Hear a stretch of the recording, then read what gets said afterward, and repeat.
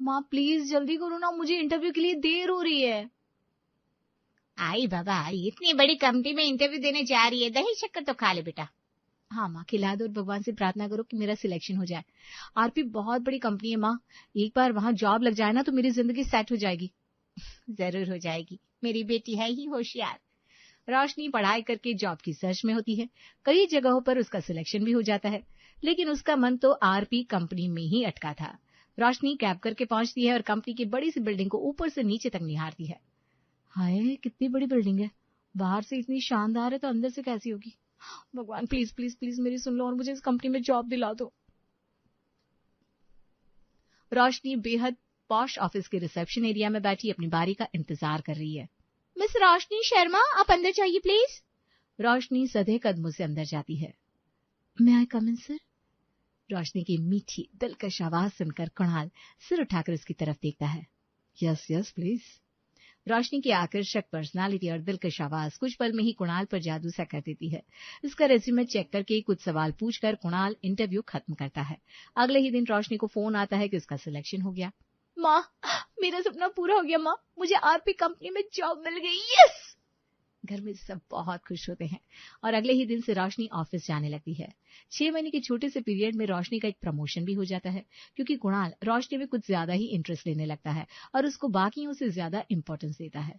अब बॉस से मिलने वाली इंपॉर्टेंस किसे अच्छी नहीं लगेगी भला। रोशनी को भी ये अच्छा लगता है, लेकिन ऑफिस में उनके बारे में बातें होने लगती है। एक दिन, रोशनी, ऑफिस में हमारी दोस्ती को लेकर बातें हो रही है।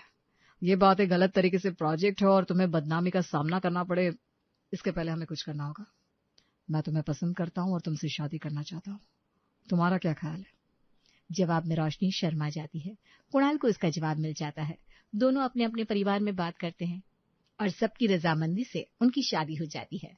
घर में कुणाल के मम्मी पापा और उसकी विधवा बुआ शांति रहते हैं। बड़ी बहन गरिमा शादीशुदा है। एक दिन शाम की चाय पीते हुए, रोशनी बहू, मुझे तुम कभी कभी बहुत उदास से लगती हो। समझ सकती हूँ मायके को छोड़कर आना इतना आसान नहीं होता है, लेकिन पता नहीं क्यों मुझे कुछ और ही बात लगती है। बेटा, हम सब तुम्हारे अपने हैं, कोई परेशानी हो तो हमें बता सकती हो। सास के प्यार भरे बोल सुनकर रोशनी की आंखें डबडबा जाती है। अरे अरे, तुम रोने क्यों लगी? चुप हो जाओ बेटा, भरे घर में दिया बत्ती के समय रोते नहीं। बताओ तुम्हें क्या परेशानी है? सबके बार बार पूछने पर रोशनी अपने आप को रोक नहीं पाती और कहती है, दरअसल मुझे ना मेरे मोंटू की बहुत याद आती है। दीदी के जाने के बाद मैंने माँ की तरह उसकी देखभाल की है।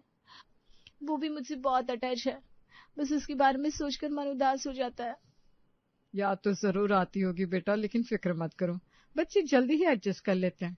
अभी तो सिर्फ 9 महीने का है ना, जैसे जैसे बड़ा होगा सब भूल जाएगा। और क्या, तुम यहाँ उसे याद करके परेशान हो रही हो और वो तो तुम्हें भूलकर खेल में भी लग गया होगा। यही तो दुख की बात है माँ जी, कि वो मुझे भूल नहीं पाया है, बस मुझे याद करके रोता रहता है। कल ही माँ से बात हो रही थी तो पीछे से उसके रोने की आवाज आ रही थी। मेरा तो कलेजा मुंह को आ गया। तो ऐसा करो बेटा, कुछ दिन के लिए उसे यहाँ ले आओ, तुम्हारा भी दिल बहल जाएगा। रोशनी कुछ कहती इसके पहले शांति कहती है, ले तो आएगी, लेकिन इससे क्या फायदा? 2-4 दिन में ना तो उसका मन भरेगा ना ही रोशनी का। तुम तो उसे वहीं रहने दो बहू। लाने दीजिए ना बुआ, प्लीज प्लीज माँ जी, बस हफ्ते भर के लिए। लेकिन मुझे छोटे बच्चे बिल्कुल भी पसंद नहीं है रोशनी, मुझसे उम्मीद मत करना कि मैं उसे संभालूंगा। और हमसे भी बहू, अब हमें छोटे बच्चे को संभालने की बिल्कुल आदत नहीं रही। कुणाल के बाद तो इस घर में कोई बच्चा भी नहीं आया। रोशनी के बार बार मिन्नतें करने पर आखिरकार बेमन से ही सही सब मान जाते हैं, लेकिन बस एक हफ्ते के लिए। रोशनी खुशी खुशी कुणाल के साथ जाकर मोंटू को लेकर आती है। मोंटू कुणाल को देखते ही उसकी गोद में आ जाता है। घर आकर, माँ जी, बुआ जी, बाऊ जी, देखिए कौन आया है घर में, नन्ना मेहमान आया है घर में। रोशनी की आवाज सुनकर सब हॉल में आते हैं।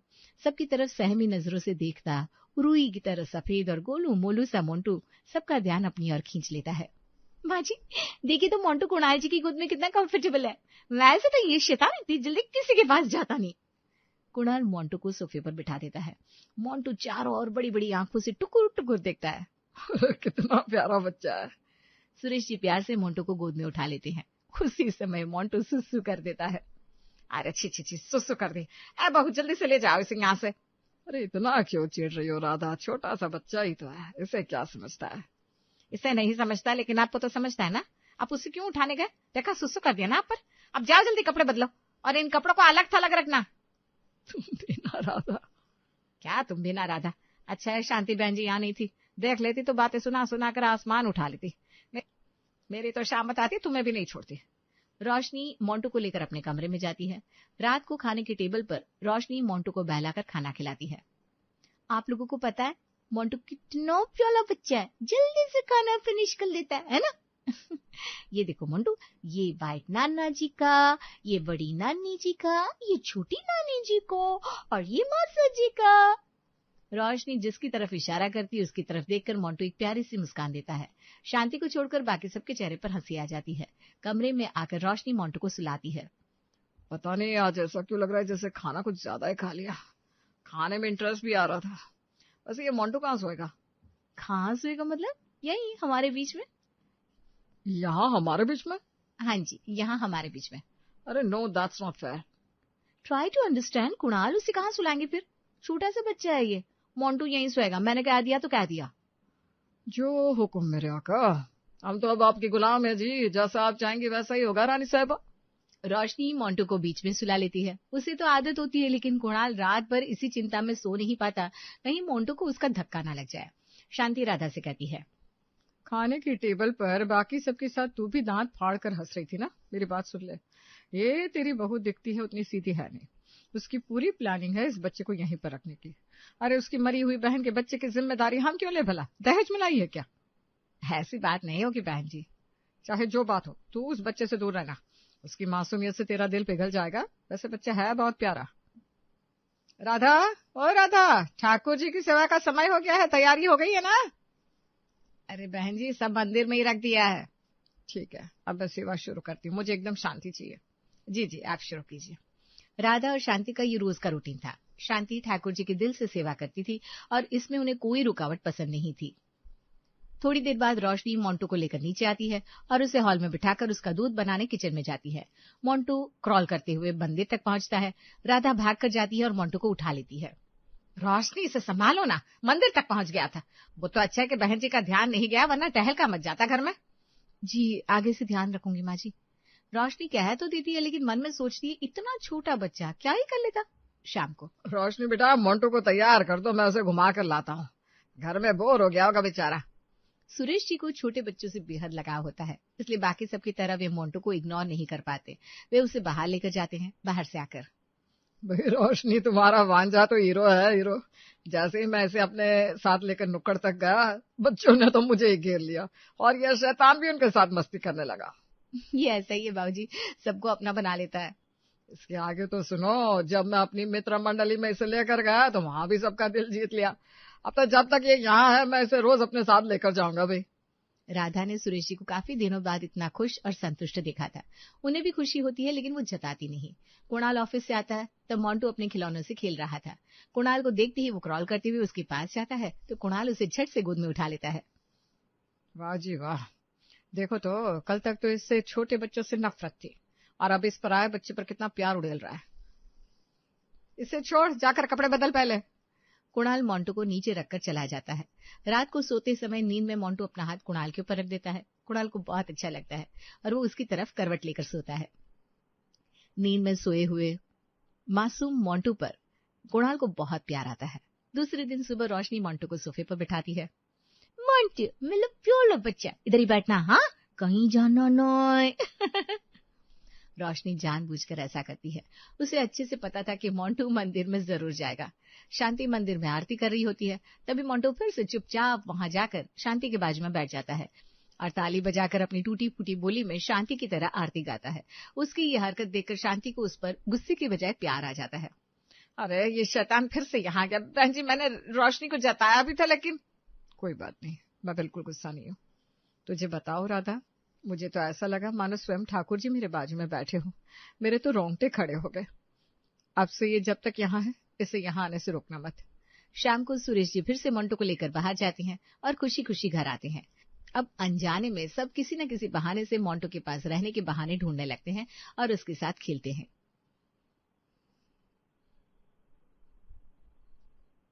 सच कहूं, यह मोंटू तो पहले दिन से ही मेरे दिल में बस गया था। लेकिन आपके डर से मैं इसे प्यार नहीं कर पाई। वो तो है, मेरे मन की शंका ने मुझे भी ऐसा करने से रोक कर रखा था, लेकिन इसने तो अपनी नटखट हरकतों से हम पर ऐसा जादू किया है कि पूछो मत। साक्षात कान्हा जी का रूप है। इसके आने के बाद से ना घर का माहौल बदल गया है, कितनी रौनक आ गई है।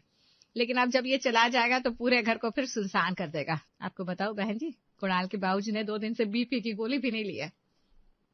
6ठे दिन बाहर से आने के बाद मोंटू को बुखार चढ़ जाता है और लूज मोशन हो जाते हैं। शांति उसकी नजर उतारती है। पता नहीं किस शैतान की नजर लगी मेरे लल्ला को, इसकी भी तो हरकत ऐसी है, नजर नहीं लगेगी तो क्या। रात को रोशनी तो सो जाती है, लेकिन कुणाल रात भर मोंटू के सिर पर पट्टी करता है और डायपर बदलता है।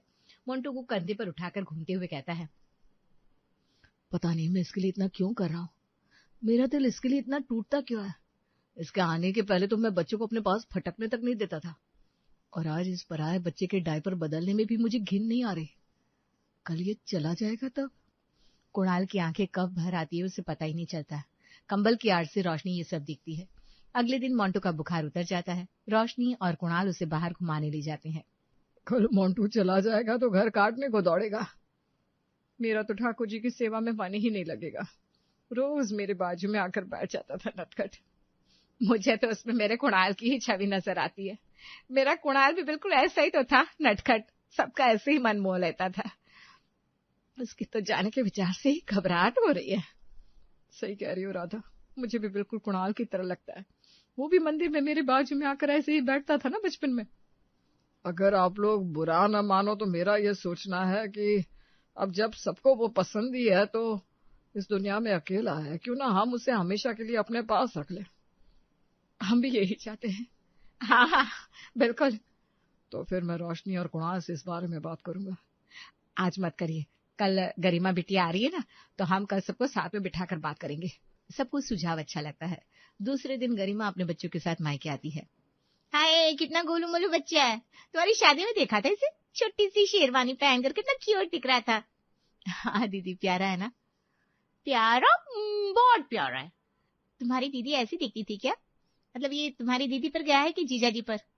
ये अपने पापा की तरह दिखता है दीदी। उनके घर वाले हमेशा कहते थे कि हमारा बेटा बचपन में बिल्कुल इसी की तरह दिखता था। कुछ अलग ही अट्रैक्शन है इसमें, मुझे तो छोड़ने का मन ही नहीं कर रहा इसे। अब जब तक ये यहाँ है, इसे एक पल के लिए भी अपने से दूर नहीं करूंगी मैं। तो ये कहाँ जा रहा है? मतलब आपने फोन पर बताया था ना कल ये जा रहा है।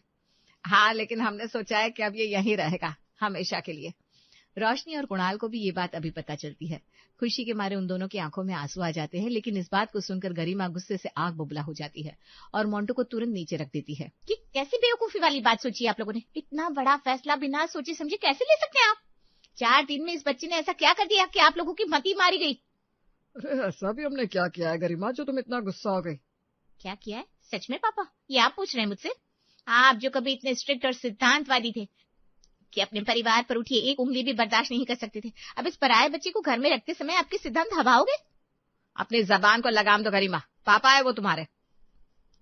गरिमा इतने गुस्से में होती है कि उसे समझ में नहीं आता कि वो रोशनी के सामने ही ये सारी बातें कर रही है। आगे कहती है, मुझे पता है मेरे पापा है वो, जिन्होंने हमेशा हम बच्चों को अपने इशारों पर नचाया है। आपको पता है जब कुणाल ने अपनी पसंद की लड़की से शादी करने की बात कही थी, तब बिना उस लड़की को देख के समझे हम सबने मना कर दिया था। फिर भी कुणाल नहीं माना तो अपनी इज्जत की खातिर अपनी जान देने की धमकी दे डाली थी इन्होंने। फिर क्या मानना पड़ा बेचारे को? पता नहीं उस बेचारी लड़की का क्या हुआ होगा, हमें तो उसका नाम तक नहीं पता था। उसका नाम साधना था दीदी। सब रोशनी की तरफ हैरानी से देखते हैं। वो आगे कहती है, उसका नाम साधना था और ये बात मुझे पता थी क्योंकि वो मेरी सगी बड़ी बहन थी। और ये पराया बच्चा मोंटू साधना दी और कुणाल जी का बच्चा है। हमने जानबूझकर दीदी के फोटोज आप लोगों की नजरों से दूर रखे थे। मैं यहाँ इसलिए आई थी कि मोंटू को उसके पापा और आप सबका प्यार मिले और मैं कुणाल जी से बदला ले सकूं। तो तुमने पहले बताया क्यों नहीं हमें? मैं पहले बताती तो या तो आप लोग मुझ पर यकीन नहीं करते या फिर इसे बेमन से अपनाते। मुझे पता था कि मोंटू अपने प्यार से आप लोगों का दिल जरूर जीत लेगा और अपने घर में अपनी जगह खुद बनाएगा। सब बारी बारी मोंटू से प्यार करते हैं। कुणाल का तो रो रो कर बुरा हाल हो जाता है। जिस काम के लिए आई थी वो हो गया, अब मुझे जाना चाहिए। मैं कुणाल जी से अपनी बहन की मौत का बदला लेना चाहती थी, लेकिन थैंक्स गरिमा दीदी, आप यहाँ आई और मुझे असलियत पता चली। आप सब मुझे माफ कर दो, ये जो कुछ हुआ है मेरी वजह से हुआ है। कोई बात नहीं बाबूजी, जो हुआ वो तो बहुत बुरा हुआ, लेकिन अब हम सब एक नई शुरुआत करेंगे, वो भी हमारे प्यारे बुआ की आंख की तरह मोंटू के साथ। और तुम कहाँ जा रही हो? तुम्हें मेरे भाई से बदला नहीं लेना क्या? जी, इस बदमाश से ऐसा बदला लो कि अगले साल मेरे मोंटू की बहन आ जाए। तब तक कहीं नहीं जा रही हो तुम, समझी? सब खुशी से हंसते हैं।